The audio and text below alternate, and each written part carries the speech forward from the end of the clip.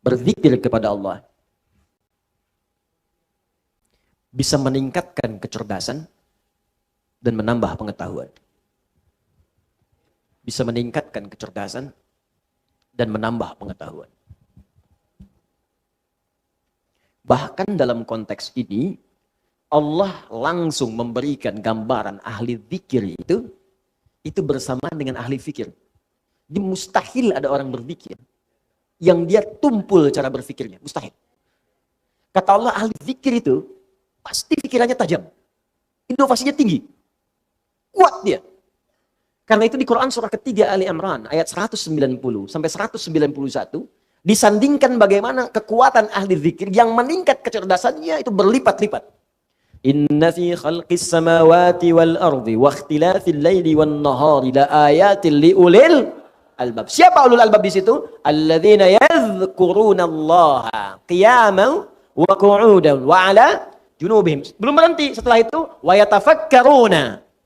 Kemudian fi khalqis samawati wal Rabbana ma khalaqta hadza batila. Perhatikan, pertama disebut ulul albab, yang kedua disebut sering berpikir, berinovasi, merenungkan, kontemplasi. Siapa itu ulul albab? Bapak Ibu tahu kelapa enggak? Kelapa. Jangan katakan wallahu alam, kelapa. Kelapa. Tahu buahnya, buah kelapa? Baik, buah kelapa itu kan ada kulit yang kasar yang keluar kan? Baik ya? Baik, kemudian kalau dibuka serabutnya, serabut dibuka, ada apa dalamnya? Baik, batoknya masih keras kan? Baik, kalau batoknya dibuka lagi ada apanya? Dagingnya kan? Buahnya itu sama kulitnya tadi Bu ya. Jadi kalau Ibu ada buahnya berarti keluar lagi dari awal ya. Ada dagingnya, ya kan? Begitu dibuka udah batok, kok kulit lagi? Maaf ya, maaf. Saya agak detil kalau ke situ. Dibuka ada apa ya tadi? Dagingnya. Begitu dagingnya kemudian mau dimakan, di dalam daging itu ada apa lagi? Air. Nah, di dalam air itu ada apa lagi? Panas. Bukan. Ada bagian yang lembut, yang putih itu. Tahu? Nah, itu yang disebut lub dalam bahasa Arab. Lub. Jamaknya albab. Lub itu yang paling dalam dari sesuatu. Lub. Jadi kalau kita belajar itu, ada orang yang masih menangkap kulitnya luarnya. Ustadz dan nerangin sampai 2 jam. Ini kemana sih arahnya nih? Masih di kulit. Masih serabut tuh, masih serabut. Iya kan? Oh, zikir. Batok. Kan? Oh, dekat dengan Allah. Daging. Allahu Akbar, sami'na wa ata'na. Itu ulul albab. Lub bagian dalamnya. Bahkan ada orang yang baru disebutkan satu huruf, satu kalimat, dia sudah paham. Oh, ini arahnya akan ke sini. Ada orang-orang, anak-anak yang belajar, baru disebutkan judulnya ini, sudah terbayang di kepalanya. Pembahasannya 1, 2, 3, 4, 5, 6. Ulul albab. Ya, ketika seseorang baru berpikir untuk tafsir, ada orang diberikan oleh Allah keistimewaan untuk takwil. Ketika seseorang baru berpikir, perjalanan akan ditempuh dari Bandung, kemudian ke Jakarta dalam waktu 3 jam. Ulul albab, bagaimana kosornya? Sudah tersusun oleh dia. Bahkan ada yang sudah memetakan kilometer sekian, kosor, jamak kosor, sekian, macet sekian, ulul albab. Ada orang terpikir untuk masuk kampus saja. Saya akan masuk kampus A misalnya. Atau ada yang mengatakan saya, kuliah kemana nanti? Nanti aja deh. Itu belum sampai batok. Baru naik tuh. Ya, baru naik. Pohonnya aja belum. Kalau sudah dia berpikir sampai dari atas dulu, saya ingin jadi ini, kuliahnya ke sini, ininya ini, sampai kampus pun dia ikuti. Saya pengen kuliahnya di kampus ini, kurikulumnya dia ambil, dosennya dia lihat tuh semua. Ulul albab. Ulul albab. Nah, orang yang ulul albab ini kebiasaannya, Allahu Akbar, dia merumuskan sesuatu dengan teliti, terpikir. Jadi kalau dia jadi pengusaha, runtut usahanya. Ini modalnya, ini sekian, keuntungan sekian, tantangan sekian, ini sekian, visinya begini, ini. Mulai, jalan. Dia jadi pemimpin, dia rumuskan. Berapa yang saya pimpin? Objeknya mana? Berapa kalangan? Ini karakternya apa? Ini bagian apa? Ini bagian apa? Ini yang harus dirumuskan. Ada. Yang harus saya lakukan. Jadi guru, apa yang mau saya terangkan? Targetnya apa nih? Murid bisa ini, bisa sholat. Oh, fikih sholat yang diajarkan. Apa yang target yang harus disampaikan? Bikin kurikulumnya. Begini. Dalilnya begini. Caranya begini. Bacaannya begini. Hikmahnya begini. Turunkan. Ulul albab. Jadi kalau karakteristik ulul albab ini hadir dalam jiwa kita, maka hidup kita akan jadi terarah dan semua apa yang kita kerjakan pasti sukses. Karena itu, perhatikan baik-baik. Ibu, Bapak masih ingat jenis zikir pertama yang saya sebutkan tadi apa?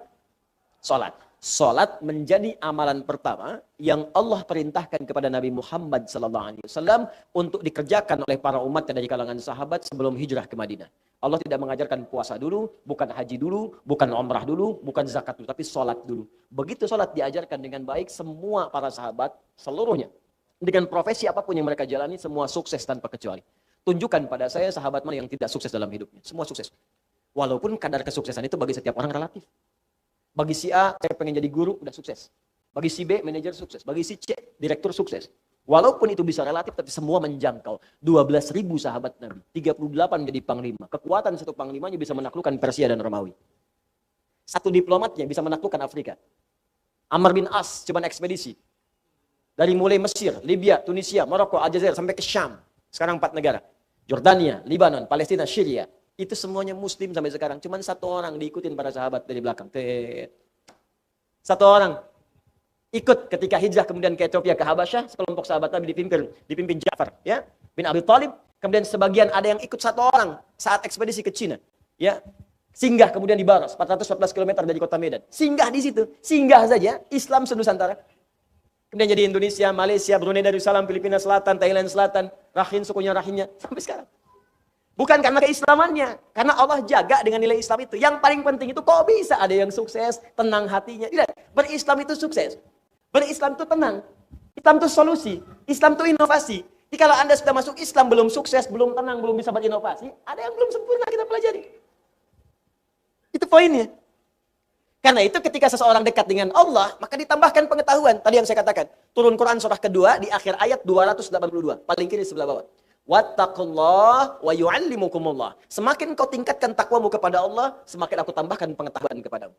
Demi Allah saya katakan, perhatikan oleh Anda biografi orang-orang dulu di masa yang lalu. Orang-orang hebat, yang penemu dari mulai matematikawan, fisikawan, kimia, ahli pakar di bidang macam-macam. Silahkan cek. Pendidikan pertama mereka sebelum belajar hanya memaksimalkan 2 hal. 1, menghafal Al-Quran. 2, memaksimalkan sholat.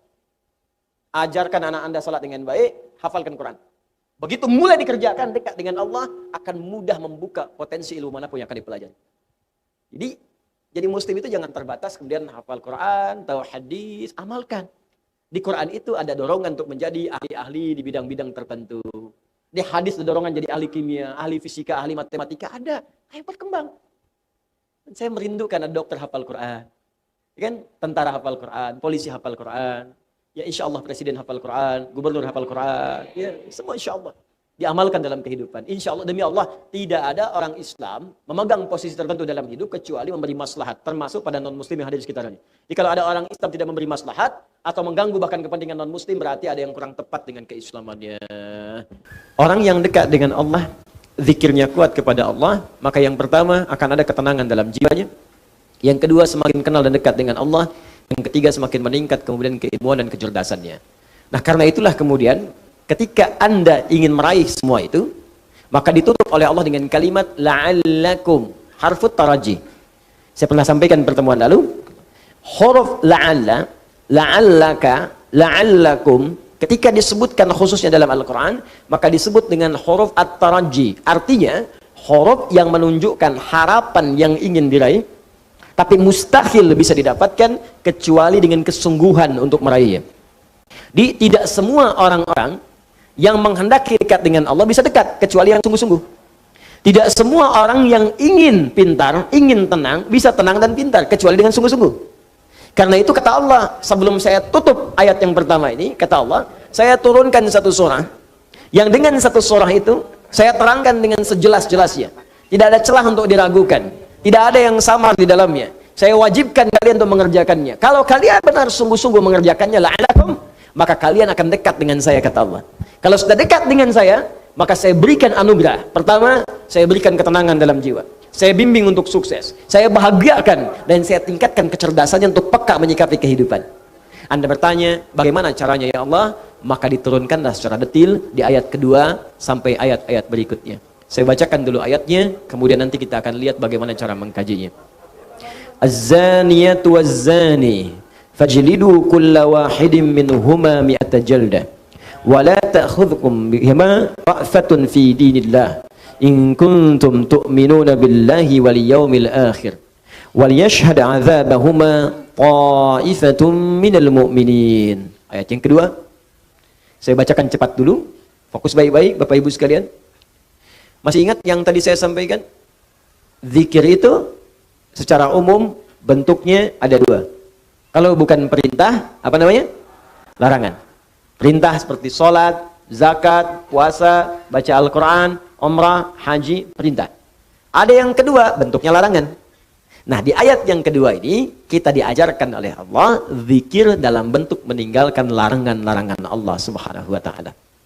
Larangan yang pertama, yang disampaikan langsung oleh Allah, pertama, jika Anda ingin dekat dengan Allah, tidak terganggu pikiran dalam kehidupan, di kecerdasan tetap terjaga, hati tetap tenang, kesuksesan bisa diraih, maka yang pertama kata Allah, tinggalkan jauhi zina. Saya ulang, tinggalkan jauhi apa? Zina. Larangan yang pertama, larangan untuk menjauhi dan meninggalkan dan atau meninggalkan zina.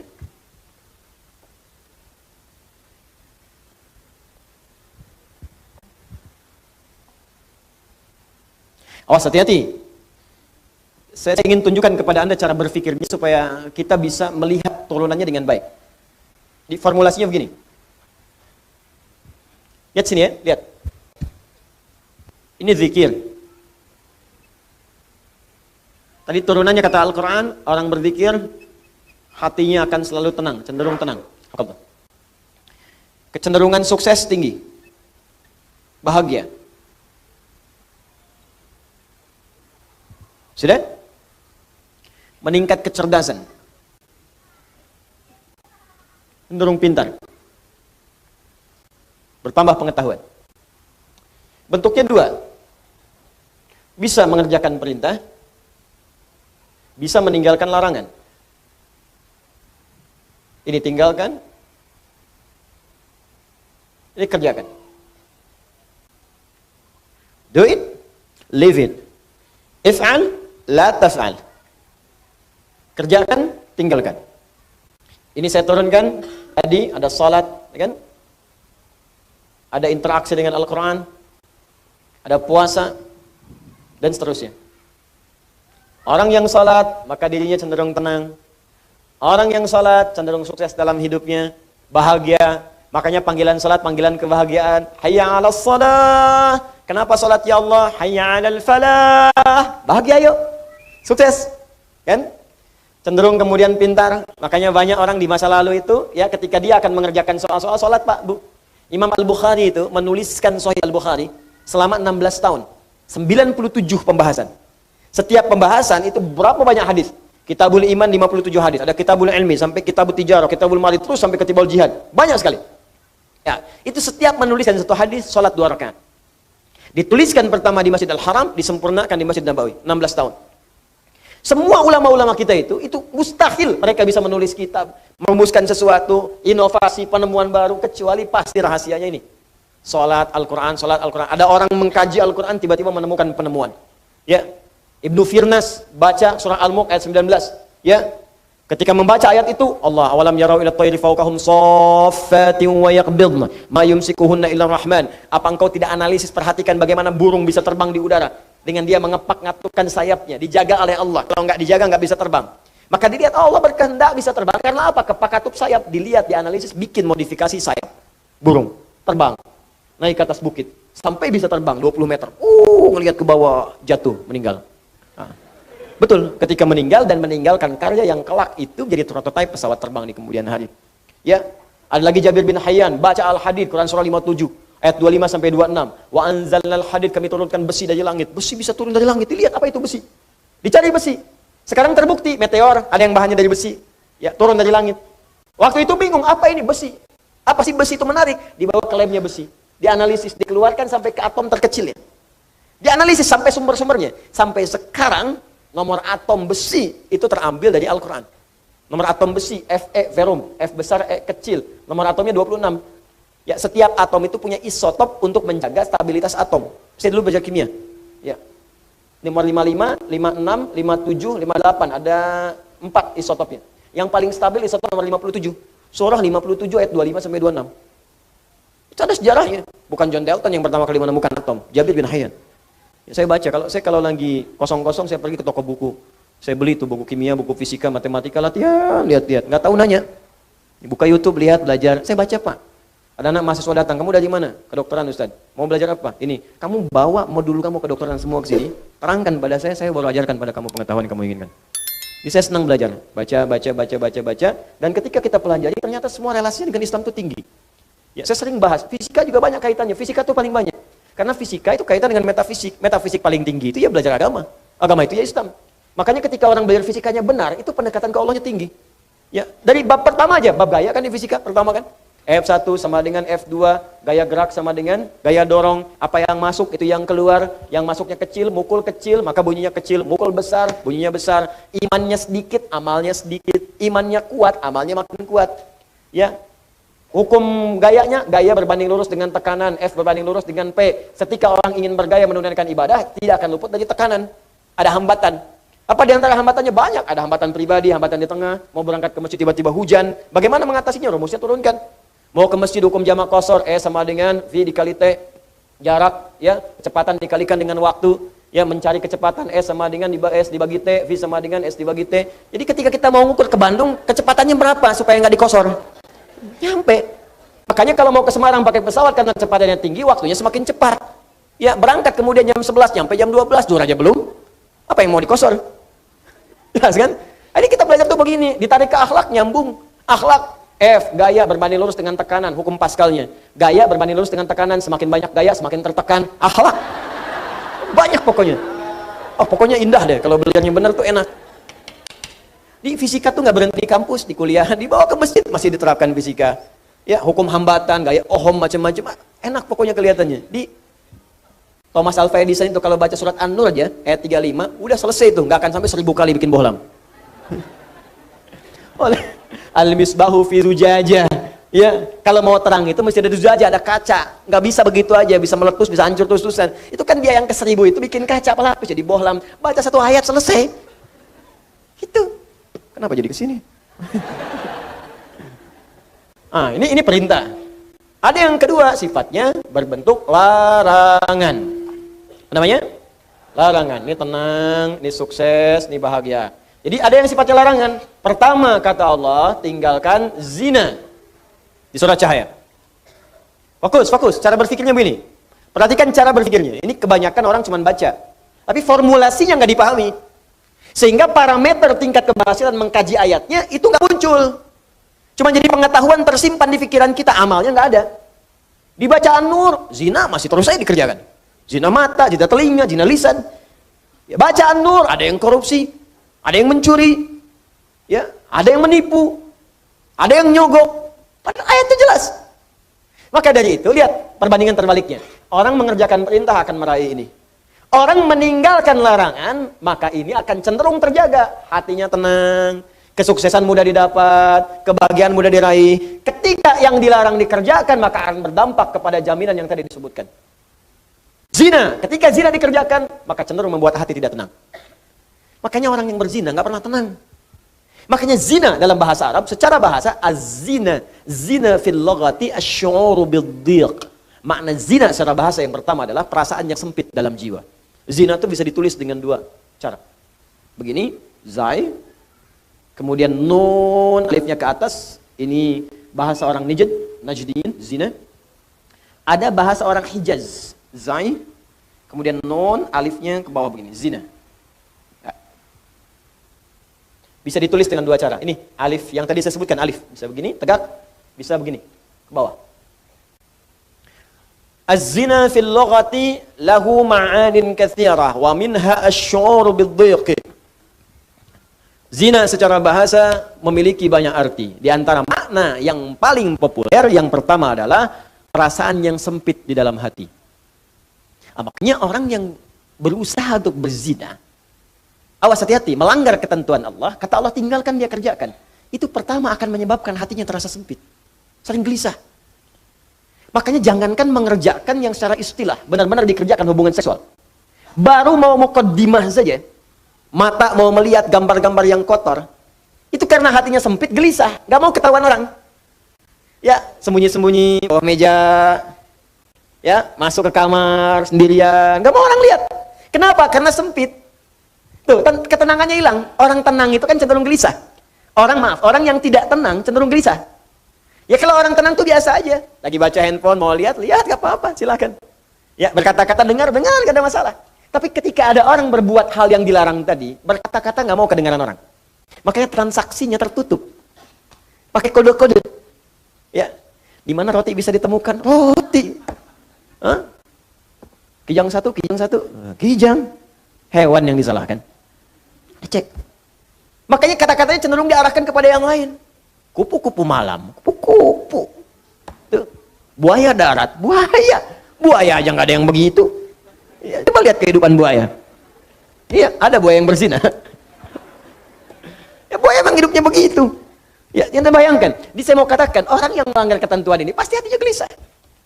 Awas, suami yang mencoba, pria yang mencoba kemudian bergaul di luar hal yang dibenarkan dan mencoba untuk berzina, pasti akan gelisah hidupnya. Puncaknya apa? Kesuksesan akan berpengaruh. Betapa banyak karir hancur gara-gara kemudian perbuatan ini. Ya, betapa banyak kebahagiaan hilang, hancur rumah tangga, berpisah kemudian, anak-anak kemudian jadi terlantar. Makanya mikir dulu, kalau ada orang sudah berumah tangga, ada anak, berpikir untuk berbuat yang ini, mikir anak-anak Anda, kasihan. Anda tega kemudian dia diolok-olok di sekolahnya, bapak kamu pezina ya? Ibu kamu selingkuh ya? Itu anak Anda mau berbicara seperti apa? Dia masih kecil. Butuh perhatian yang dalam.